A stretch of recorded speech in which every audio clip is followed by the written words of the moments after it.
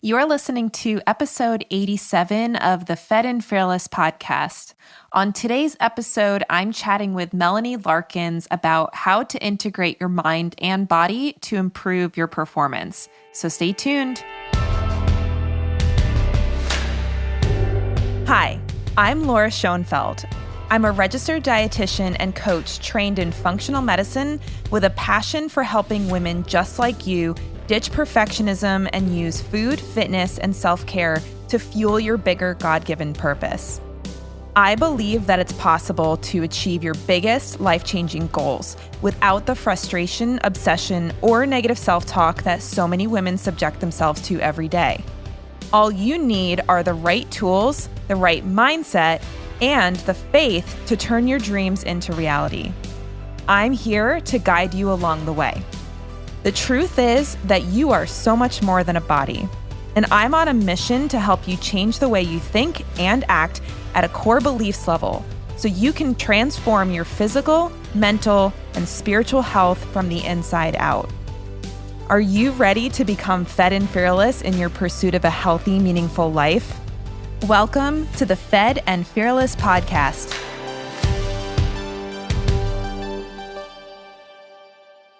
Hey everyone, welcome back to the Fed and Fearless podcast. I'm Laura Schoenfeld, your host as always, and today's guest is talking about a topic that I don't think we've really covered on the podcast before, but it's something that has been extremely important and pertinent to the work that I've been doing as an entrepreneur over the past 6 to 12 months.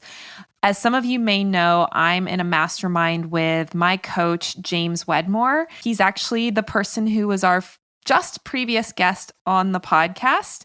And as you may know, he has a program called Business by Design that I'm a member of. And this year I joined his mastermind. And his mastermind just happens to be called the Performance Mastermind. And something that we've been learning from him in this mastermind is how to improve performance in 3 core areas. The first is personal performance, which is how us as individuals are performing at work, in life, like anything that we're looking to do as entrepreneurs, just how are we showing up and performing at our best. We're also looking at the team that we work with. So I have a few people on my team now. It's growing. So our team will continue to grow past the 3 people that are officially on it. And I do have contractors that I work with as well. So at this point, I probably have like between 5 and 10 people that are involved in the operation of the business. And one of the things we're learning about is how to perform better as a team. And then finally, when we ourselves are performing well, when our team is performing well, then we can also see how our business is going to be performing, because it's really a reflection of us and our own personal growth, as well as how we're able to use our team support. So the theme of performance has been really important to me in the last 6 months. And that's why I was so excited when I got introduced to our guest today, who is an expert on performance, specifically for both athletes and executives and entrepreneurs. So today's guest is Melanie Larkins. Melanie brings wisdom from 30 years in athletics as a player, a referee, and a coach, over 25 years as a practitioner in yoga, meditation, and martial arts, and 10 years as a yoga and meditation teacher. As a high-performance coach, she integrates elements of meditation, yoga, martial arts, body conditioning, and music to help her clients harness the power of the mind to unlock the true potential of their bodies and reach peak performance. She guides elite athletes from being distracted and anxious high achievers to becoming laser-focused champions.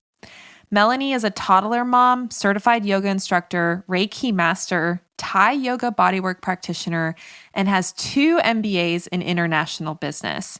She is an expert in corporate sustainability, fluent in Spanish and Portuguese, and loves to change lives by showing people how to integrate their minds, brains, and bodies. This was a really awesome conversation that we had about how to improve performance for entrepreneurs as well as athletes, and I think anyone who has goals that they're trying to achieve will benefit from our conversation today. So I'm super excited to have her on the show. And without further ado, here is Melanie Larkins. All right, everybody. Well, I am so excited to have with me on the podcast today, Melanie Larkins. Welcome to the Fed and Fearless podcast, Melanie. Thank you. I'm glad to be here. I love to give my audience a chance to get to know my guests if they're not familiar with them and just to hear a little bit about their story. So if you don't mind sharing with us, how did you become a high performance coach? Interesting question, which I think is pretty basic, but my path was no way linear. So I started out as a gymnast, competitive gymnast as a kid. Then I went really heavy into ice skating after gymnastics. And I was like at the top of my levels. Went into figure skating. Then I started high school. I got really into dance and I did basketball. I was not good, but I still like to play it. And I did track and field. And then I went into lacrosse. So that was kind of my progression.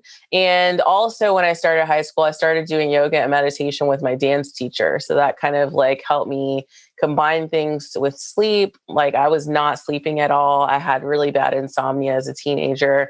So this is kind of, those are practices that I kept carrying with me. I kept doing some form of sports. I did aerial arts with silks or lyra, the hoop, or I did capoeira for about a decade, a really long time, and other sports that I've just kind of kept up with. And I realized that the techniques that I had been implementing in my own life and teaching people sort of as I was teaching yoga or doing workshops or coaching kids or even training sessions for people, I would incorporate some of these techniques. And so it just kind of naturally over time grew into something that I now could offer people a program or work with people in a different way than just doing like yoga or meditation and really focusing on performance, because that's something that has helped me is all of those techniques and practices, breathing, sleep routines, just different things that I've integrated. And so now I'm able to help my clients do those same things. That's awesome. And for people who don't necessarily know what we're talking about when we say the word performance, because it's kind of a big word, right? It could mean a lot of different things and means different things depending on what you're trying to perform at. How do you define performance when you're talking about enhancing performance for a client? So for me, performance is really about how well you do something or achieving doing. It's really about action, and that's not necessarily physical action, but it could be performance. Like there's usually some sort of KPI, performance indicator, metric that I can help to understand if we're improving something or if we're not improving something, if it's either staying steady or declining. So it could be something as tangible as you're running a race faster. The running the race is the performance. The improvement on that is running it faster. In something like business, performance could be making more sales. It could also be having better life balance. It could be you have different indicators, but the performance is really whatever you're doing in that particular business or part of your life. Yeah, so it depends on who I'm talking to as far as what the performance is about, but really it's about the doing, not necessarily good or bad. It's just the doing. Mm-hmm. So it kind of sounds like what the results are from the effort that they're putting in, and is it improving over time? Exactly. Awesome. So we talk a lot about KPIs or key performance indicators in the business coaching programs that I run. And one question that I always get is, how do you figure out your KPIs? Do you help your clients actually determine what their KPI should be to measure progress, or do they come to you already knowing the specific performance indicator they want to change? Most of my clients come already knowing something because they have a problem, right? So they come to me because they have a problem they think I can help them solve. So I might have someone come to me because they're having trouble sleeping, or because they're trying to recover from an injury and are having some difficulty internally processing that, or having fear about returning to whatever their sport is. It could be something like anxiety is a big one, depression, insomnia, maybe just feeling like they're not quite at the level they want to be at. So that could be the KPI of sleep is the number one. I would say that's usually the key performance indicator that is universal. People either not able to sleep or waking up and can't go back to sleep, or are waking up super early, or waking up a lot of times throughout the night. So sleep is probably number one. Things with the body. So it might be weight or body confidence. That's also another one that I face. And another top one is regulating emotion. So that's a really tough kind of KPI to develop. But give an example. So I had a client who was coming to me because he wanted to have a better balance in the emotions. And for him, this balance was especially related to his performance in practice. So that would change his ability to be calm or to be happy after that practice if he didn't do a good job. So the KPIs on the one hand, the ability to regulate after that kind of performance, but the other KPI is the performance in the practice. So is it something with his mindset that's doing that, or if it's something distraction or not able to focus, or just needs to practice more or something like that. So I would say people usually have an idea, but that really varies except for sleep. That's that's the common theme. Mm-hmm. And you mentioned a few that seem to be a little bit more subjective, like the body image one, which, weight loss or number of hours slept or how much money somebody's making are obviously pretty easy numbers to measure. What do you do when somebody has a metric that isn't necessarily like measurable the way that something like money would be? There's usually some sort of indicator that we can figure out. So again, I'll go back to this client with the practice and regulating emotions. So the indicator is, am I able to have a bad practice and still keep my communication positive? Can I continue to allow myself to interact with other people? Can I continue to be happy or have joy even after that kind of practice? And another indicator is you're always going to go back to joy at some point, but is that time getting shorter between the bad experience, the bad performance, and getting back to joy?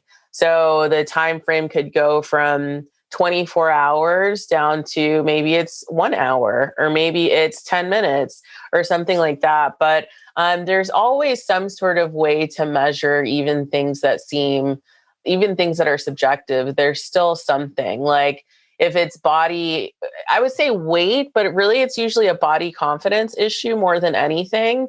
So are you able to be in a situation that would normally trigger anxiety, fear, self-doubt, worry, all of those emotions that are in there? Can you go into that same situation without being so triggered? Or if you are triggered again, are you able to return back to a state of joy, or at least to like a more positive or neutral mindset? How long are you staying in the negative side? So I think that's a really good indicator for some of the subjective things, is really focusing on the emotions that are tied to that. Like, why is that a problem? That's usually how I navigate that. Cool. Yeah. Because I feel like usually when we talk about KPIs, it's always very numerical. And not that you couldn't maybe actually figure out a way to measure that stuff. Like you said, maybe it's the amount of time, or maybe it's the number of incidents, that kind of thing. But I do think sometimes people get so wrapped up in measuring specific metrics that are easier to measure. Like in business, money, obviously, probably one of the easiest. And we're not saying that if you're running a business, yes, your business needs to make money. So for sure, it should be something that you're paying attention to. But I do think sometimes it's easy to forget other areas that could be improving and you could be seeing progress in that are not necessarily financial. I don't know if you have any thoughts about things that a potential entrepreneur could look at beyond money to indicate that they were getting performance improvement. For sure. I think, again, work-life balance is a really important indicator for entrepreneurs. I'm an entrepreneur in that realm of starting your own business, running your own business. I think it's really easy to get swept up in the business because there's always something you can be doing. There's always something you could be improving. But the body and the mind also need rest, and they have to have a balance with something different so that you can come back fresh, so that your mind gets to rest, that your brain can rest, let your body can rest. It's how you heal, it's how you restore, it's how you can actually perform better, even though it's kind of counterintuitive to most of us living in, especially the US or most Western countries, that the idea of resting, it just seems ludicrous. You're like, well, I just need to do more and then I'm better. It's like, okay, well, there's a different way to maybe think about that. So that's one area. I think also the way that your health is a really great indicator. So is your health declining? Sometimes we have natural decline just with age, getting older, but are there things that are preventable that are coming into your life health wise that maybe you could focus on improving that area? Maybe that's through fitness, maybe that's through breath work, meditation. Maybe that's through hydrating and drinking more water, or shifting the foods that you're eating or the way that you're eating. Maybe it's resting. Maybe it's taking a vacation where you're not working, like taking actual vacation. Yeah, those are kind of, I think, some main ones there that have, very little to do with money, but definitely impact performance, especially for entrepreneurs. Mm-hmm. It's funny because I have a lot of clients who I think are measuring their performance based on how much they're doing, like the actual amount of time that they're spending or the amount of activities that they're doing or the amount of like work they're getting done. But then they're not necessarily asking, how is this effort actually driving the business forward? And I think sometimes, especially just the way we got taught in school, like you get points for doing your homework. You get, the actual grades were based on how much of the work you were doing. Whereas in entrepreneurship, I find that a lot of it is figuring out how to make the work as efficient and effective as possible. And so I think it's really important that if people are listening that are entrepreneurs that find themselves just wanting to do more because they think that's what's going to drive their business forward, to kind of pause and say, okay, what are the actual measurements that you're looking at that can tell you if the work that you're doing is having an impact? Because otherwise, and you can tell me if you agree with this, otherwise I feel like you just want to fill the time, right? You're like, I just got to keep working. I got to keep working. And there's no breaks because you don't know how the work that you're doing is affecting the results that you're getting. I totally agree. I get caught up in that swirl, that kind of cycle sometimes, I would say often, and I have to really pull myself out of that. And there's also like a guilt with not doing that. I really like the saying, work smarter, not harder, because it's something that's true whether you're working in the corporate world or even working in retail, starting your own business. So many jobs that we have, you are penalized if you're working smarter. If you're doing your work quickly and are done, then that's like you're almost seen as a bad employee or a bad business person if you have free time. And we all need that free time, like I said, to restore. My mom met Thomas Edison's, I think it was his granddaughter and her husband for Grandparents' Day at my high school. And so she just like, my mom loves to network and talk to anyone. Anyone would tell her everything. I don't know why. She's really trustworthy. And so people just talk to her. So she was talking to Thomas Edison's granddaughter, and she was just telling my mom their family would just get together and just sit. And they would sit and they would just allow their brains to think. And that's how they came up with all of their inventions, was just by sitting and thinking. And sometimes the best ideas, you have to have some quiet. You have to have some time outside of that thing, which gives you new ideas. Is how innovation usually happens. Like you can end up working yourself into a rut. It's kind of like if you're learning a new skill, and there's a certain benefit to spending a lot of time doing that skill, whatever that is. But sometimes when you take a step back, do something else, and then go back in, you're able to do it better because you've given yourself time to process all the things that you've learned, to process all the things you experience, and your brain gets to synthesize that and then puts you on kind of a new level. So yeah, I think there's a tendency to think productivity equals doing more things, and that's not always the case. We do have to do things, but it doesn't have to be. Sometimes we're doing busy work for no reason and just giving ourselves more work.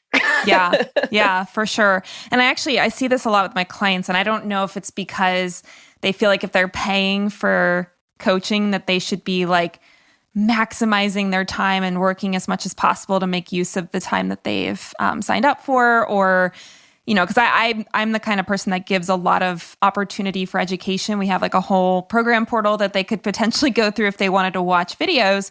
And a conversation I'm often having with my clients is, you're not getting brownie points or bonus points for watching videos. You're not getting bonus points for doing work that isn't actually necessary for your business right now. So I'm just wondering if you have any thoughts about how somebody can, I don't want to say decide that they've done enough, but that's what kind of comes to mind, is this idea of like, how do you know when you've done enough work during the day and you need a break, or that you would benefit from a break and that taking a break would actually be more productive than continuing to work? Do you have any tips for those workaholics in the audience?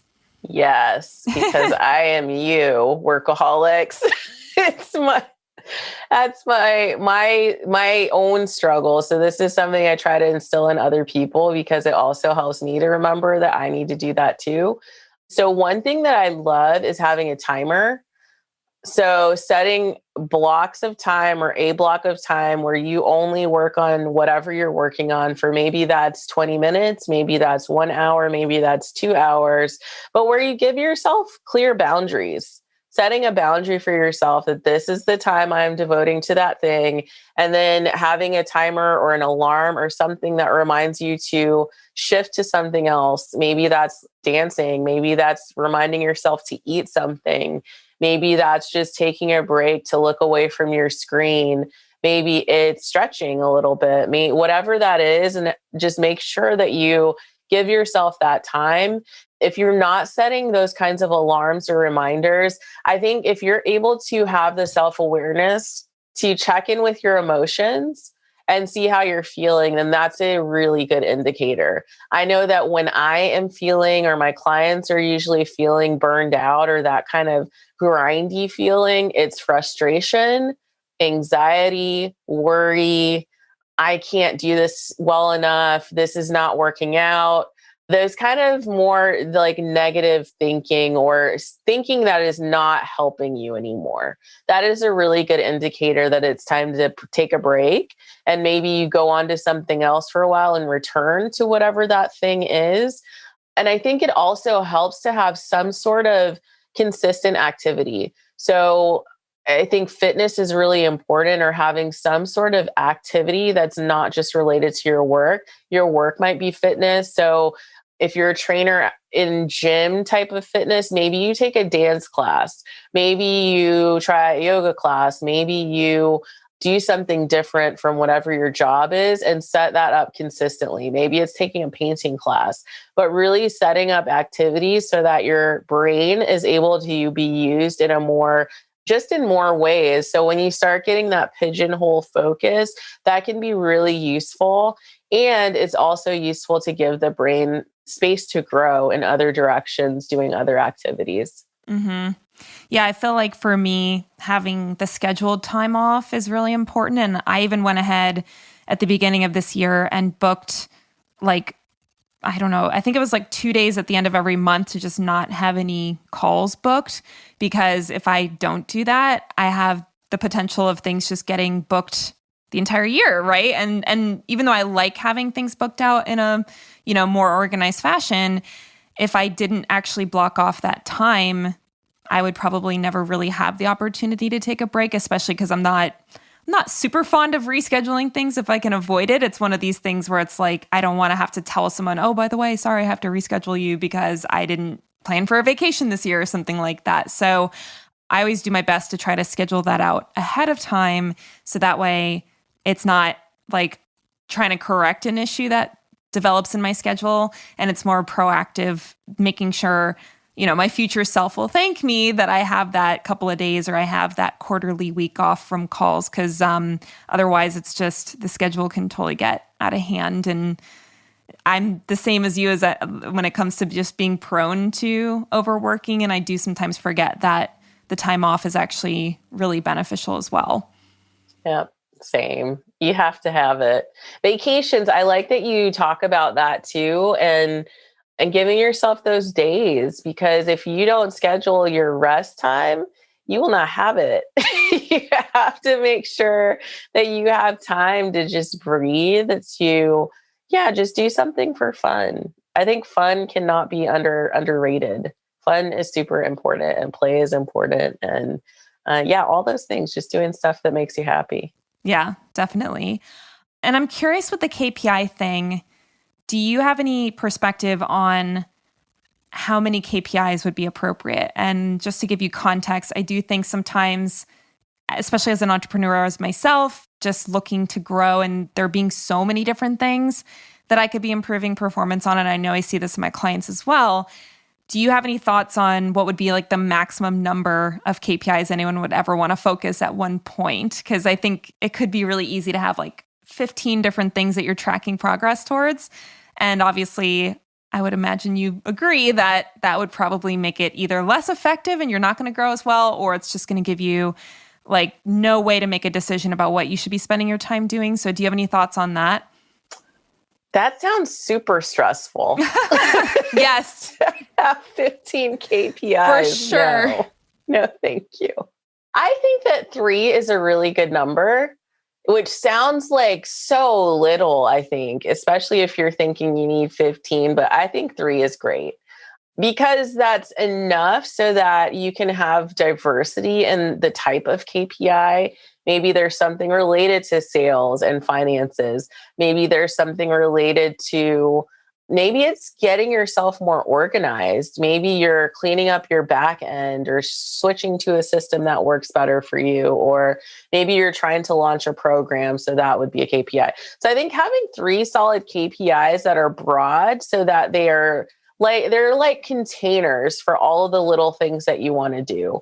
So if you're trying to increase your sales, that's going to be a container that includes your marketing, that includes your networking, that includes doing outreach, that includes doing workshops or class, like all of those things feed up into that KPI. But I think that having more than 3 starts to dilute your attention, so that it's hard to stay focused. I think you can focus on the 3 because they can be so different, but making sure that those are containers that house the things that you want to focus on in general. So it's more like 3 major buckets, but within those buckets, you might have, let's say, 6 sub buckets. And within those 6, you might have 12 or 18 or however many smaller buckets under that, like the tasks that are required to do this thing. And then that rolls up into the larger bucket, rolls up into the larger bucket. But I think if you have a ton of buckets, it's really easy to get caught up in the mess and the muddle, and you kind of lose sight of the bigger picture. So I think it's important to have just kind of big goals and go from there. Yeah. Well, and I definitely find that not only with myself, but friends of mine that are entrepreneurs and people that I work with, it's like there is so much stuff you could do. And, maybe there are 15 different things that your business could benefit from at any given moment. But like you said, it's not really possible or recommended to be focusing on everything all at once. And so I definitely agree that trying to make sure you're bucketing things into categories as much as possible. And then also probably letting some stuff not be your focus, right? I mean, I had talked to I have a personal trainer that I work with. I've been training with him for like 5, I think actually this month is our 5-year anniversary of working together. Yeah, it's kind of crazy.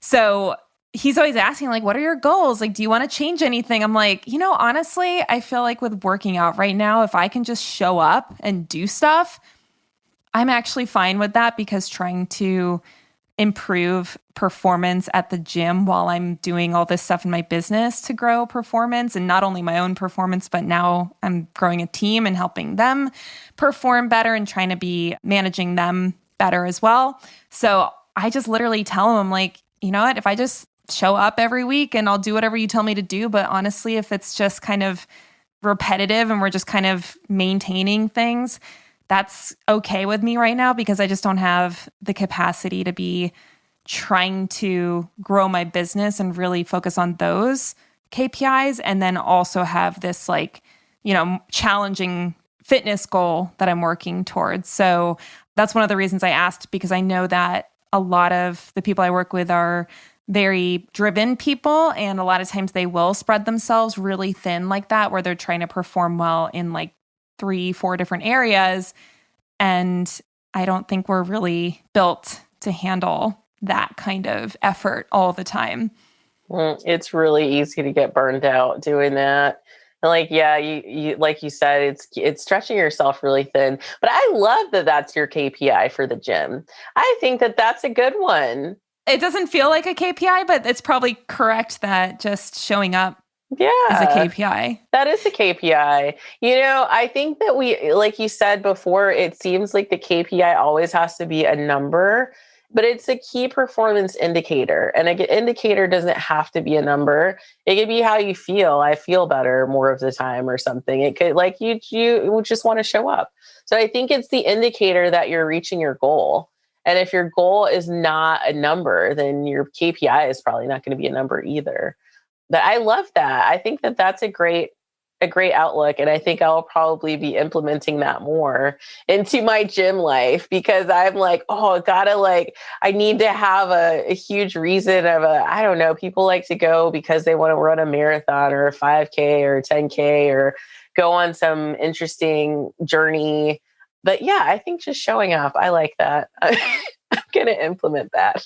Well, it's funny because I use a tool called the Full Focus Planner by I think Michael Hyatt is the CEO of the organization that made it. Have you heard of that one before? I have. I haven't used that one yet, but I have heard of it.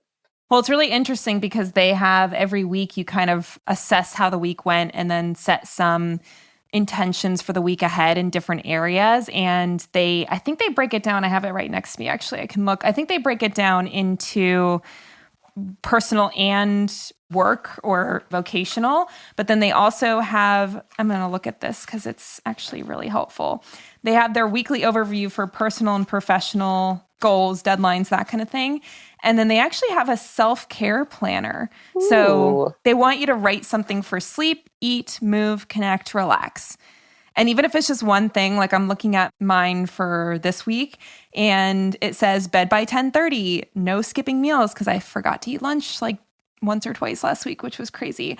I have on the move category, lift ×3 and Peloton 1 or 2 times. So it's literally like, I don't know if I ever thought of those as being KPIs necessarily, but it was kind of like assessing the habits that help me feel my best so that my performance at work is optimal. So it is interesting because I feel like I'm the kind of person that always wants to be like increasing, right? Like, or exceeding performance and all of that. And I think sometimes we forget that just showing up and doing something that we committed to is in and of itself a performance indicator. I love that. I will probably be checking out that planner because it's a good one. I have a lot of clients. We gift them to our mastermind clients. And then I gave one to my assistant, and now she's given them to other people. It's kind of like once people start using them, they're really awesome because I'm not a big planner person, but I do benefit from a moment to kind of bring things back to center and say, okay, what am I doing? What's important? What's not? Because for me, my theme this year is simplification, which is like not my natural tendency. I tend to overcomplicate things. And so for me, a lot of it's like just trying to get rid of the stuff that isn't necessarily important and really focusing on the stuff that is important. And a lot of times for me, I have to make a lot of tough decisions about how I'm spending my time. And if I don't commit to those things are easy to kind of fall off the calendar because it's like, well, I have these other things I'm trying to do, so I'm going to do that instead of Like last week, I literally just forgot to eat lunch. I don't even know how it happened, but it's because I wasn't paying attention. And now this week I'm like, I am eating lunch every single day, even if I'm like running late, or if it has to be a smoothie, I'll do it, but it's going to happen because that's not going to, be very sustainable if we're skipping meals and trying to get good work done. So anyway, I just talked a lot. So any thoughts on all that? I know this planner I'm going to have to put the link to this planner in the notes because I'm sure people will be interested. Definitely. That's going to be my next action, is probably doing that. And I really like the idea of simplifying. I think that especially for entrepreneurs, it goes back to that productivity and doing things. And it's the same kind of idea. I think the more you can get simplified, the more efficient you can actually be. And it's kind of like a space. So if you have things all over the floor, if you have things all over the walls, things everywhere on every surface, it's really hard to have a path through that. So the more you can kind of streamline things and have them cleared out, the simpler things go, the less stuff you kind of have to sift through to get to the goal. And yeah, my kind of thing that I have running in my head, I am a perfectionist I was a gymnast at a very young age. So I'm like, must get the 10, all the time. So my thing that I'm telling myself this year is that it's good enough. So it's never going to be perfect, but it's good enough. I'm doing my job well, it's good enough. I am being a good mom, I'm good enough, not perfect. But, it really takes a lot of pressure off of being good enough. And at first, I really did not like that. I did not like the idea of good enough, and I didn't like it. But the more I say it, the more it kind of calms me from that constant churning of having to do more, be better. It's a fine line between improvement and perfectionism. And I tend to take that to the extreme. So I have to really bring myself back and know that my good enough is really it's good. So yeah, that's helped me a lot. And the simplifying my space or simplifying my life, cutting out activities that I didn't even like doing, or, and that weren't really productive. It was just time wasted really in something that I did not want to do. And there are some things that you have to do that you don't like doing. Most people don't like doing taxes, but we have to do them. Are you sure about that? No, I'm just kidding. I hope so. Off the record, I'm kidding. But yeah, there are some things you have to do just because you have to do them. But there are some things, or, maybe there are people that you don't want to hang out with. Don't. Maybe there are things you want to be doing, then do those things.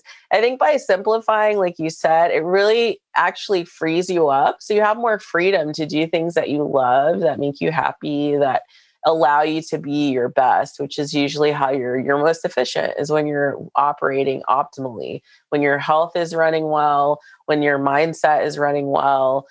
The more that you're kind of putting things in and stressing yourself out, you're literally cutting off the blood flow to your brain, because your shoulders start tensing up, your mouth usually starts clenching, you're in fight or flight mode more often, which is this very kind of protected, tense. That affects your health. That affects how well you can think, how clearly you can think. You can't really innovate if you're stuck in fight or flight mode.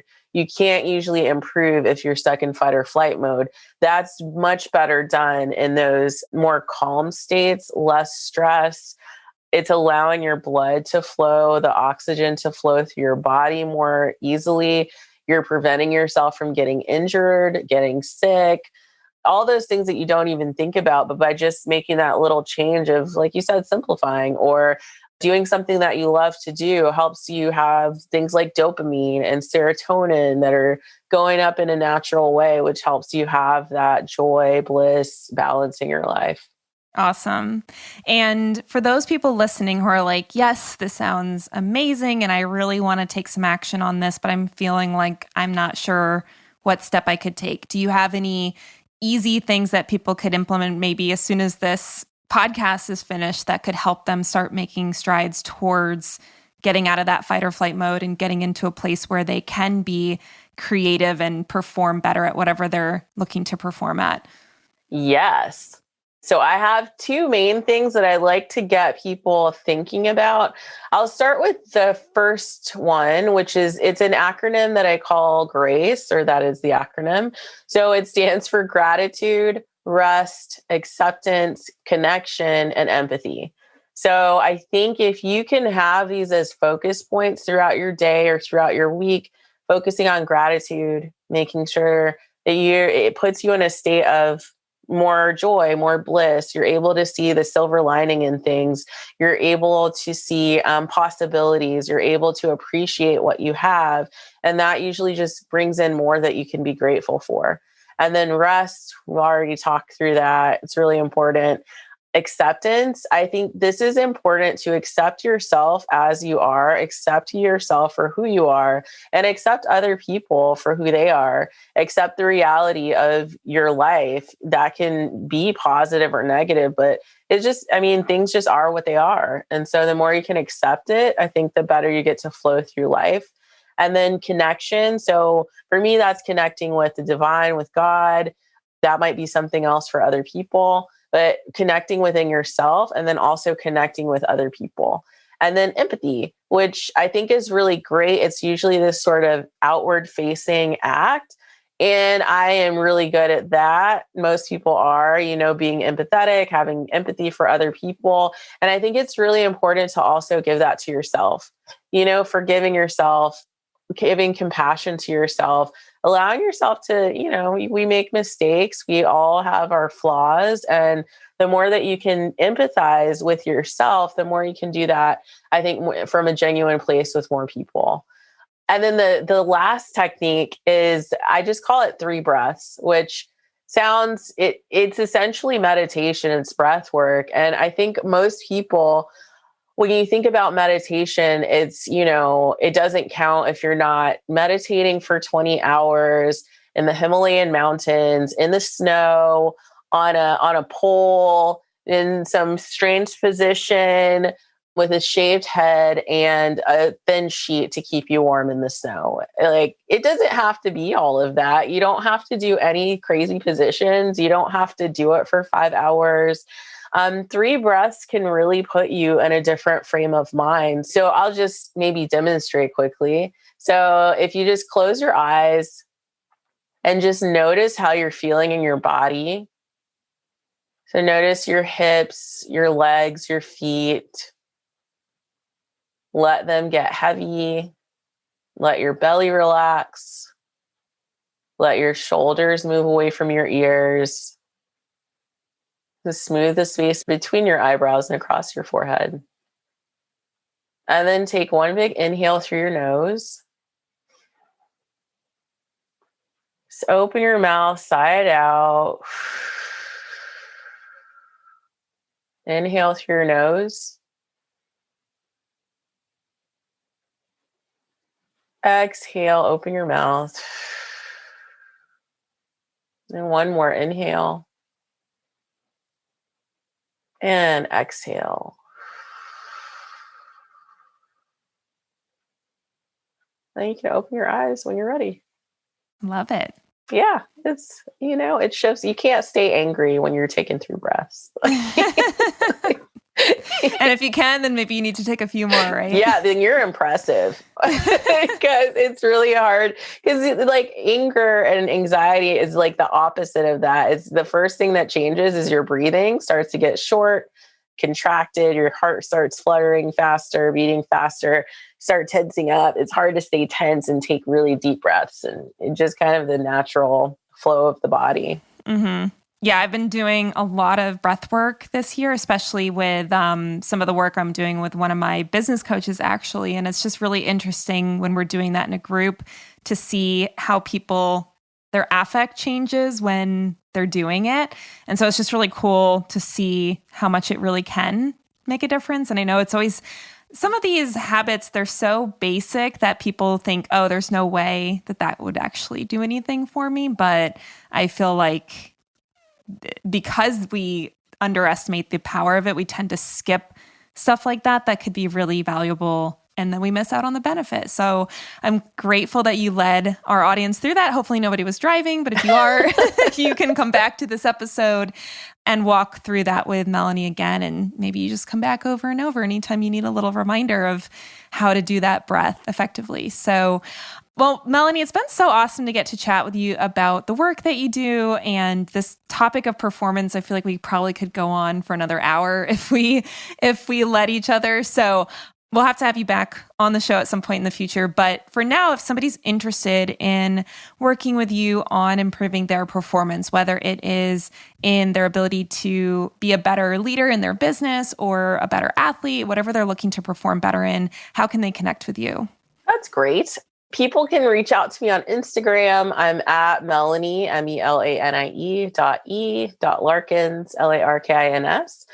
You can also email me, Mel, at MelanieLarkins.com, MelanieLarkins.com. And I'm happy to always have a connection call with people, just sort of touch base. If you're looking for something specific, like you need help to set up, I don't know, a sleep routine or a specific habit that you're trying to integrate into your life, I am happy to have a discussion and figure out how to get you started. Or if it's something you're already doing and you just need a little bit of guidance or support, I'm happy to help with that as well. I'm always here if you have questions. If you're maybe just getting started in meditation or improving life balance or these kinds of things, mindfulness, just reach out. I'm always happy to talk and answer any questions I can. Amazing. And we have a question that I like to ask my guests when I remember, and if we have time, that there's no right answer. And that question is, what do you believe makes somebody more than a body? Ooh, this is good. I think we're just already inherently more than a body. The body is one part of the human experience, but we all have a soul.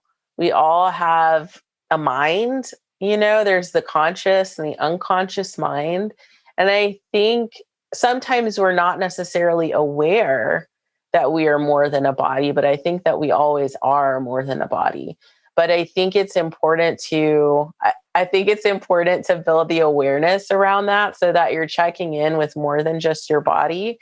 At the same time, I think that a lot of people forget about the body because we get so stuck in the mind. And so a lot of the work that I do with clients is because they want to feel their bodies and feel safe in their bodies. If you've dealt with trauma, especially if you have had certain issues, getting out of the body is more safe because it's how you had to deal with trauma.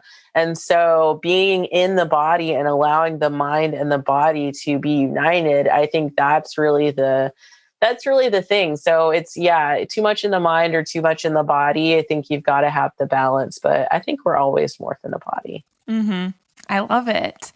And I don't know if anyone's ever pointed out the fact that people can be dissociated from their body before, because we get a lot of listeners who are almost overly conscious of their bodies, but maybe not in a way that is benefiting them. So we want to have that balance between not making everything about our bodies, but also not totally ignoring the signals that our body is sending us. Mm-hmm. Yeah, that's a lot of the work that I'm doing with clients, especially for people that were athletes, people that have been through trauma. A lot of our training teaches us to play through pain. You don't need sleep. You don't need to recognize emotions that are not positive. And doing all of that is basically telling your body that you don't need its signals anymore. So your body, you won't keep recognizing pain. You won't keep recognizing hunger, things like that, because your body has learned that you're not going to listen, and the body will just get louder. So you didn't listen to me when I told you I needed to break. Well, now you're sick, so you have to break. You have to take a rest. Or you didn't listen when I told you I didn't want to do that movement anymore. Now you're injured. Or like, I told you I needed sleep. Well, now you can't work because you had a breakdown or something. So the body is usually sending us signals, and we have to be in touch with our bodies enough to recognize those signals, and then act accordingly. I think sometimes it's just, we're thirsty. I think most of us are dehydrated a lot of the time. So usually thirst or hunger is literally the basics: thirst, hunger, air. And these are the things that we're usually, and sleep. This usually the things that we're most quick to deprive ourselves of doing properly. We don't want to take time to breathe. We don't want to drink a lot of water that we need, even though our bodies are majority water. Sleep, don't want to sleep. Don't want to eat because we don't want to stop, or we want to eat a ton of stuff, or, it's like a lot of imbalances. So yeah, getting into the body, reconnecting with the body in a healthy, positive way is super important. And that's a lot of the work that I'm doing with people. Well, Melanie, I feel super called out, so I'm going to go get a glass of water and make sure I have food today. But thank you so much for coming on the show today and sharing your expertise. It was really great to chat with you about all this. And like I said, I know we could probably do at least another hour on this topic because you have so much to share. So we'll have to invite you back in the future. But thank you so much for your time. Thanks, Laura. Thanks for those of you tuning in, and we'll see you here next week on the Fed and Fearless podcast. Take care, everybody. Hey there, Laura here again. Are you a dietitian or nutrition entrepreneur who wants to start or grow an online business? Are you feeling stuck, frustrated, or even downright scared to take the next step towards your dreams of entrepreneurship? Trust me when I say that I've been there before too, and that you are not alone. I've been running my own online business since 2014, and I started my website and blog just about 10 years ago. And over the past decade, I've learned a lot and made a lot of mistakes when it came to creating the multiple six-figure business I now run today. And if there's one thing I've learned since starting my business, it's that you don't have to figure out how to transform your knowledge, expertise, and passion into profitable online courses, digital products, memberships, and coaching services on your own. Now, contrary to popular belief, becoming an in-demand expert in your nutrition business isn't about being egotistical or selfish. It's about having a deep commitment and a burning desire to help others. And if you're not growing your business successfully, there are hundreds and maybe even thousands of people out there who are missing out on the opportunity to get the amazing help and support that you were born to provide. You're here for a purpose, and if helping people improve their health by running an online business is one of your purposes, then I have an exciting opportunity that'll help you build your business even faster and easier than ever before. My world-class business coach, James Wedmore, is going to be opening the door soon for his game-changing online program called Business by Design. This program helps struggling service-based coaches and course creators transform their businesses from the inside out so they can experience the time and financial freedom they desire while having a bigger impact on the world. In this one-of-a-kind program, James shows you exactly what keeps most business owners stuck and struggling and coaches you through the 5 key areas that you need to focus on to overcome whatever is standing in the way of your success. His program also provides a wealth of how-to and instructional content that'll help you execute every important task in your online business, from running a launch successfully to hiring your first VA and everything in between. I consider BBD my business Bible, and I've seen health and nutrition entrepreneurs become wildly successful in their online businesses through applying what James teaches, both from a strategy and a mindset perspective. And these kind of incredible results are possible for you too. Now, if you don't know James Wedmore, he's a self-proclaimed serial entrepreneur who has built multiple 7-figure businesses in multiple niches. He's also one of my favorite coaches and mentors and has helped me completely transform my mindset around business so I could grow my income and my impact while also working less and enjoying life more. The financial and time freedom I've experienced has been life-changing. And I want you to have that experience in your business as well. So if you're ready to start taking charge of your business and your life, go to lauraschoenfeld.com/BBD waitlist. That's BBDWAITLIST. And I'll be sharing more about James's amazing online business program, Business by Design. And if you decide to join BBD under me using one of my affiliate links, you'll also receive bonus coaching from me, plus additional training content covering tools and strategies that are specific to nutrition and dietitian entrepreneurs who want to start, grow, or scale their business to 6 figures and beyond. These bonuses are my gift to you absolutely free when you enroll in Business by Design using my affiliate link. So don't miss your chance to learn the business strategies that have changed my life and the lives of thousands of online entrepreneurs. It's time to step into the role of confident nutrition CEO in your online business.